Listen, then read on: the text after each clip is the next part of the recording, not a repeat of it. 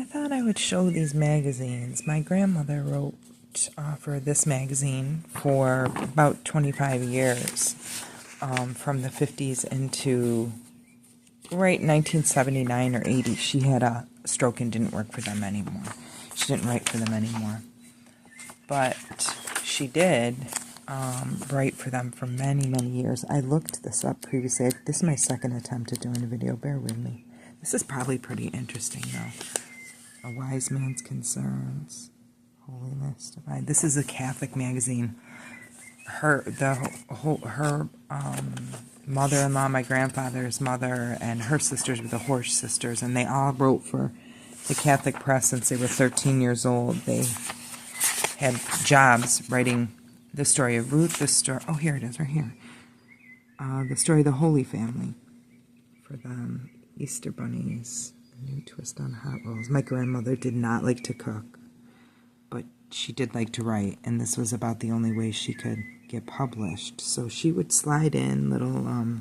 she did a lot... She made a lot of beautiful clothes. She sewed. Her mother-in-law, my great-grandmother, Gertrude, was a dressmaker, too. But she slid in little things that she thought were important, and she was highly upset about what was going on in Ireland at the time, because she was Irish, but born in Canada. She was a Larkin. This is not the same. These are possibly distant relatives, but we did have all of their stuff in our house. Tons of stuff, if you look. This is wild. They were at the exposition. I don't mean to, like, this is a whole subject of itself. The Larkin plan and the club and how they got all these amazing products. Vanilla, Pure Foods, Larkin Guarantee. It was a soap company, and these were cousins, Larkin baking powder. They were also at the, I'm going to do a post about that today, too. I've got to use a lot of toilet soaps. But really, they were, it was I'm going to slide through this quick to show you that they had all these things.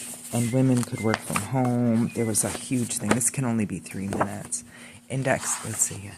Index of Larkin products. So, I mean, we'll do a different one on that. I have some on that. But these are the magazines. And I went to the Mount Angel Abbey here in Oregon to copy my aunt's works. And these were sent to me. These were sent to me. The artwork's beautiful. But to read it now, I think it's wise to read it now. What they were saying then and what they thought, what they said here versus on the West Coast versus the East Coast was different in America at the time. And that was really surprising to find out. What? A chief's teepee became the first Catholic church. So, I mean, they got a lot of shit, but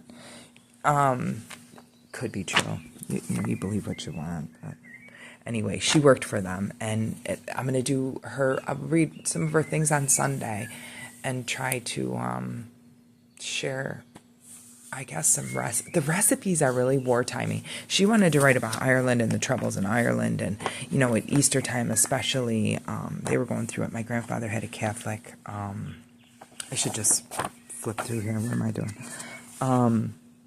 He had a non-denominational charity organization to help people keep their kids, not get their kids taken. If you needed jail money, a lawyer, bail money. We delivered food to migrant camps a lot back then. It was a lot of Mexican people, some South Americans, but a lot of people from down south, just migrants that came from the Florida, Alabama. My mother's from down there. My grandmother was a migrant. She picked cotton and then she picked citrus. When she was 10, they moved down to Pahokee on a CCC camp. That's a different grandma. That's my mother's side. Anyway, see if that'll... I like to... You can't believe all the stuff they've kept from us with these... Just looking at old... Because they're periodicals. So if you can find old periodicals places and you want to know what happened in history and stuff or what was being said, they're a good reference point. So I'm thinking of going through that, and I wonder if anybody would be interested in that. And I also have this, we can definitely go through this. And these. I've been doing nothing but research and development, hoping to get some sort of a museum show and art. And if you look at Ralph Cahoon and his mermaid collection, a lot of neat stuff. But so far, it seems like everything's just, we're going towards a different system, which we'll get into that later, but it's good to have it. Good to have things hard copy in your hand. I've got a giant airship book too. It's real cool.